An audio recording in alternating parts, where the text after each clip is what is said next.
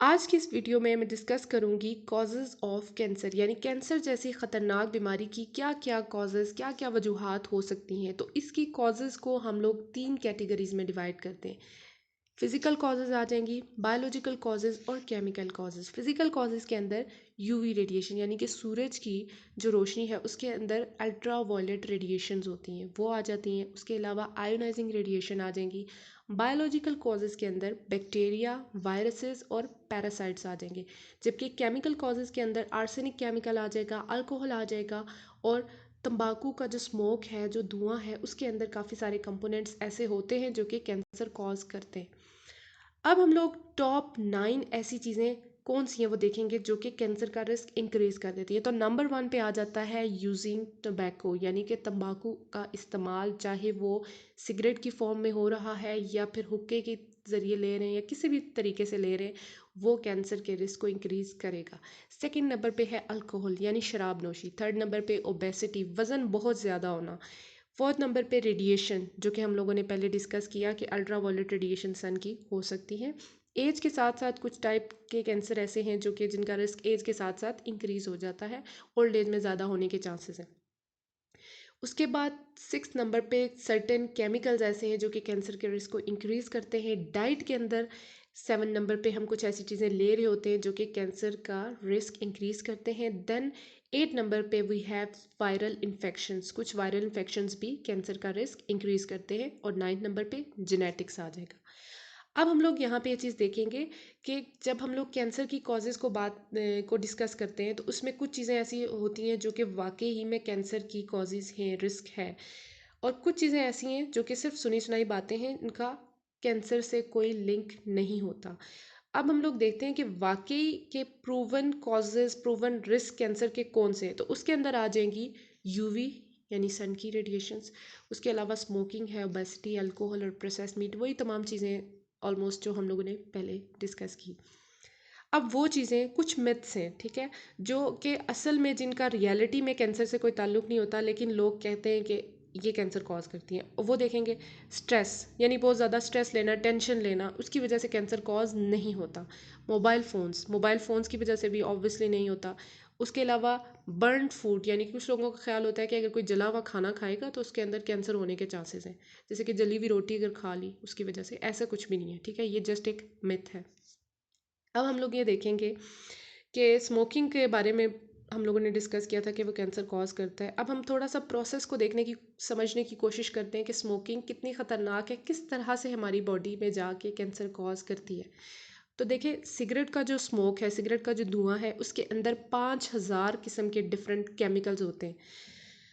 अब ये जो 5,000 डिफरेंट केमिकल्स हैं ना, ये हमारी बॉडी के अंदर एंटर होते हैं हमारे लंग्स के ज़रिए, फेफड़ों के ज़रिए, ठीक है, और वहाँ से फिर पूरी बॉडी को इफ़ेक्ट करते हैं। अब होता क्या है कि ये केमिकल्स सेलुलर लेवल पे, सेल के अंदर होता है डीएनए, डीएनए को जाके डैमेज करते हैं। अब ये डैमेज उस पार्ट को जाके करते हैं जो कि कैंसर के लिए या कैंसर के अगेंस्ट आप कह सकते हैं कि प्रोटेक्शन प्रोवाइड कर रहा होता है, कैंसर से बचा रहा होता है। जब वो हिस्सा डीएनए का जो कैंसर से बचा रहा है, जब वो डैमेज हो जाएगा तो ऑब्वियसली वो कैंसर से नहीं बचा सकेगा।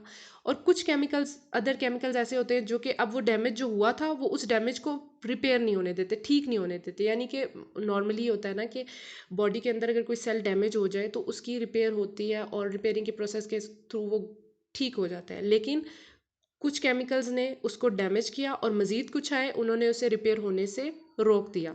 उसकी वजह से क्या होगा कि उन सेल्स के अंदर कैंसर कॉज होगा।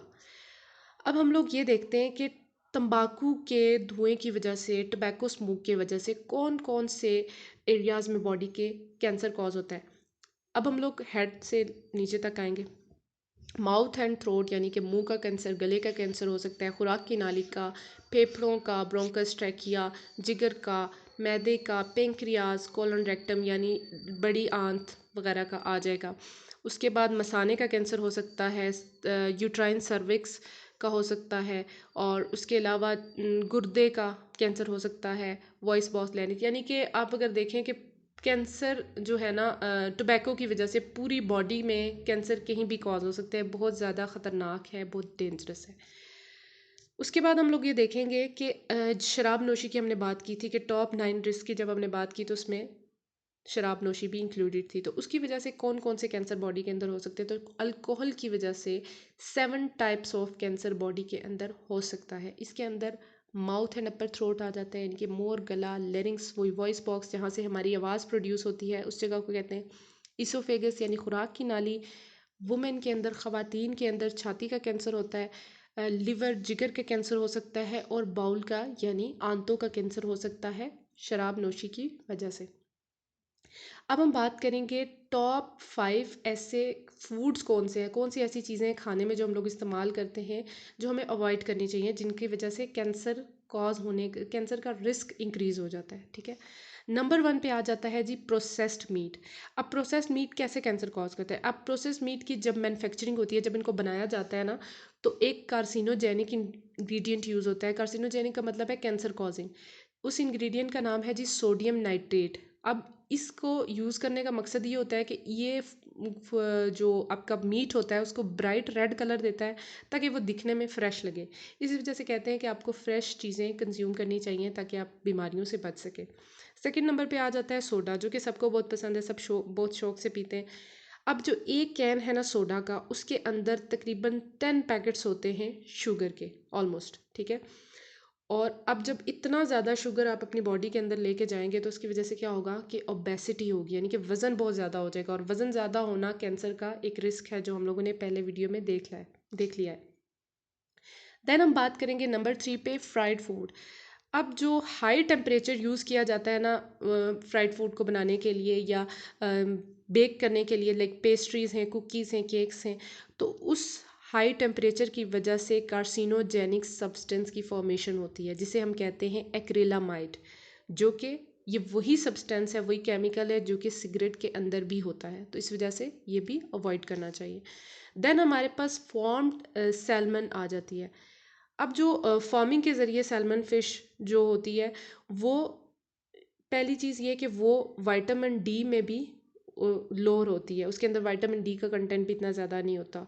ओमेगा 3 फैटी एसिड्स भी कम होते हैं देन जो एज़ कम्पेयर टू उस फ़िश के जो आप वाइल्ड तरीके से पकड़े, दरिया से लें। ठीक है, लेकिन अब उसके अंदर क्या चीज़ें ज़्यादा होती हैं, कंटेमिनेंट्स उसके अंदर ज़्यादा होते हैं, इसके अंदर कार्सिनोजेंस होते हैं, पीसीबीज होते हैं, पेस्टिसाइड जिनके अंदर डीडीटी आ जाता है। ठीक है, तो फार्मिंग के ज़रिए जो सैल्मन फ़िश तैयार की जाती है उसको भी अवॉइड करना चाहिए। नंबर 5 पे आ जाता है प्लास्टिक्स। प्लास्टिक के जो बॉटल्स हैं और उनकी जो ज़्यादातर कैन फूड जो कैन के अंदर आते हैं, उनकी जो लाइनिंग होती है ना, उसके अंदर बिस्फेनॉल होता है, बीपीए जिसे हम कहते हैं। एक ऐसा केमिकल है जो कि एस्ट्रोजन, जो कि एक हार्मोन है, उसके तौर पे काम करता है, और जब बॉडी में जाएगा तो जो नॉर्मल हार्मोनल एक्टिविटी बॉडी के अंदर चल रही होगी उसको क्या करेगा, डिसरप्ट कर देगा, ख़राब कर देगा। Thank you so much for watching my video.